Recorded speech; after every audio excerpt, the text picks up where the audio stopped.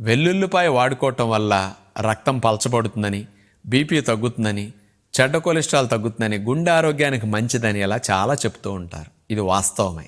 కానీ ఆ వెల్లుల్లిపాయని మనం తాలింపులో వేయటం వల్ల ఈ లాభాలన్నీ సున్నా అయిపోతున్నాయి. ఎందుకో తెలుసా?